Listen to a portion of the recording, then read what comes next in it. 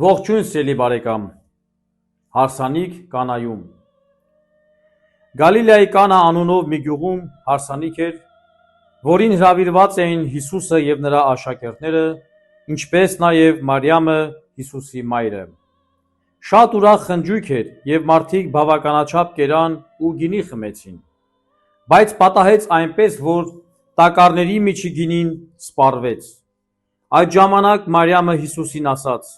«Նրանք այլևս գինի չունեն»։ Հիսուսը նրան պատասխանեց. «Իմ անելիքի համար դու մի անհանգստացիր, իմ ժամանակը դեռ չի եկել»։ Ապա Մարիամը սպասավորներին ասաց.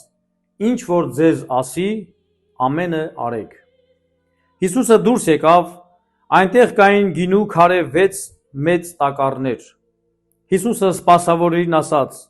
«Տակառները ջրով լցրեք»։ Նրանք տակառները բերնեբերան լցրին։ Դրանից հետո Հիսուսն ասաց. «Դրանից մի քիչ լցրեք և տվեք սեղանապետին»։ Սեղանապետը չգիտեր, որ քարե տակառների մեջ ջուր էին լցրել, միայն սպասավորները գիտեին։ Նա այն համտեսեց ու փեսային ասաց. «Բոլորը նախ ընտիր գինին են մատուցում, հետո վատը, իսկ դու ընտիր գինին մինչև հիմա պահել ես»։ Սա առաջին հրաշքն էր, որ Հիսուսը գործեց Գալիլեայի Կանայում։ Այս կերպ նա ցույց տվեց իր փառքը, և նրա աշակերտները հավատացին նրան։